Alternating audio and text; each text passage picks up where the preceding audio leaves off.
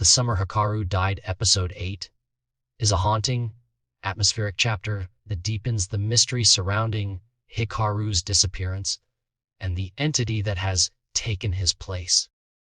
This episode is packed with unsettling revelations, emotional confrontations, and a growing sense of dread that lingers long after the credits roll.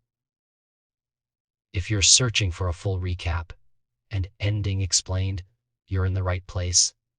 Let's break down every twist, every clue, and every chilling moment that makes Episode 8 a must-watch for fans of supernatural drama. The episode opens with a mundane but telling scene. The characters are trying to get bloodstains out of a white shirt. The dialogue is casual, almost humorous, but there's an undercurrent of anxiety. Feels like we're trying to erase evidence of a murder. This sets the tone for the episode, where ordinary tasks are shadowed by extraordinary circumstances. The entity posing as Hikaru is present, and the conversation quickly turns to wounds and healing. When asked about his injury, Hikaru's double replies, "I fixed it, of course," revealing an unnatural ability to heal and a lack of concern for pain. This moment is a subtle reminder that something is deeply wrong, and the real Hikaru may be gone for good. As the characters clean up and prepare for their mother's return, the tension builds. There's a sense of urgency, as if they're trying to hide something terrible.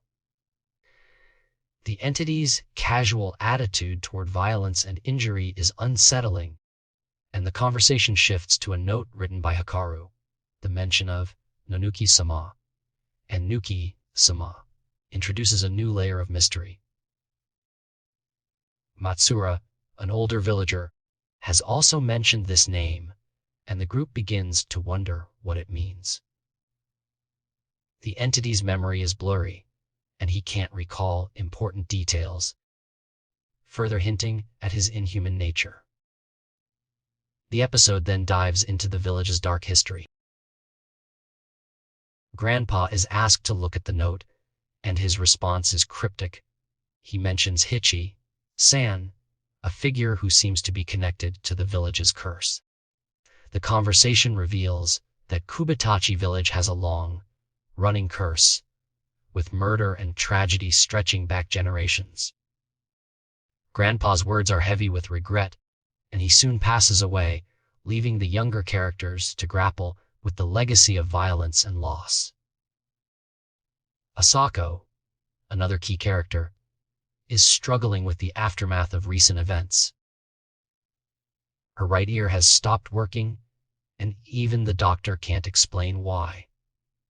The entity, posing as Hikaru, admits that he may have caused the injury by tapping her a little, demonstrating a chilling lack of empathy. The group discusses the possibility that Hikaru was possessed by an evil spirit, and the question is raised: if Hikaru was truly possessed, would they hate him? The answer is uncertain, and the emotional weight of the conversation is palpable. The episode continues to explore the theme of possession and identity. The entity's behavior is increasingly erratic, and the villagers begin to notice more impurities and strange occurrences. Violence is spreading, and the school is no longer safe. The entity claims to have immunity to evil spirits, but his presence seems to be attracting more chaos. The group realizes that they need to take action, but the path forward is unclear. A key scene takes place in the Kibogayama library, where the characters research the village's history. They discover that the village names are all body parts: Darumasut torso, Kubitachi neck, Udakari arm, Udari arm, and Ashidori leg. The map reveals that the village was once a single entity, split into 5 parts after a famine and plague in 1749. The use of body part names is creepy and symbolic, suggesting that the village itself is a living organism fractured by tragedy. The group meets Ms. who shares her own story of loss. Her mother warned her to avoid Nonuki-sama's mountain, believing it to be cursed. The daughter reveals that her little sister disappeared on the mountain, and her mother was never the same afterward. The legend of Nonuki-sama is explained. Once worshipped as a god who accepted offerings, Nonuki-sama became a curse god after the famine. The villagers' relationship with the supernatural is fraught with fear and misunderstanding, and the entity's connection to these legends becomes more apparent. The emotional core of the episode is the conversation about guilt and responsibility. The entity wonders if he is the curse god, questioning whether he is responsible for the deaths and suffering in the village. The group confronts him, asking if he understands what he did to Ms. Matsura. The entity admits that he doesn't understand, and the realization is heartbreaking.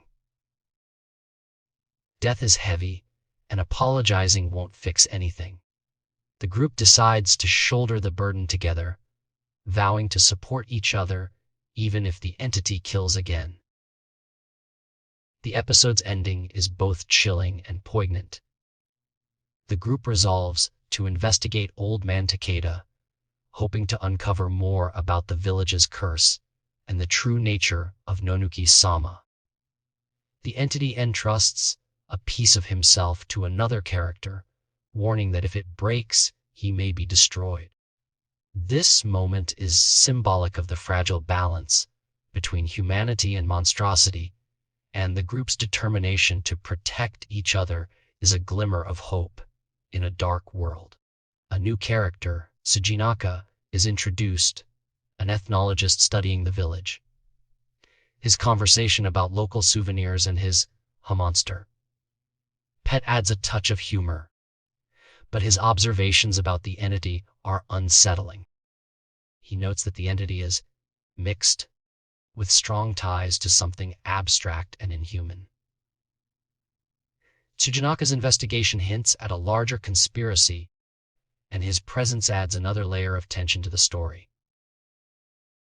The episode ends with a series of cryptic scenes, bells ringing, doors refusing to open, and the entity struggling with his own identity.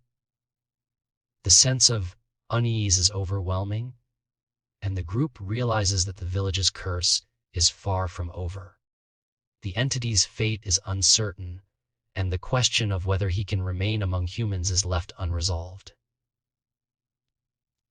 The Summer Hikaru Died Episode 8 is a masterful exploration of identity, guilt, and the supernatural. The writing is sharp, the atmosphere is tense, and the characters are complex and relatable. The episode's blend of horror, mystery, and emotional drama makes it a standout installment in the series, and fans will be left eagerly awaiting the next chapter. As the series continues, viewers will be eager to see how the group confronts the village's curse and the entity's true nature. Will they uncover the secrets of Nonuki-sama?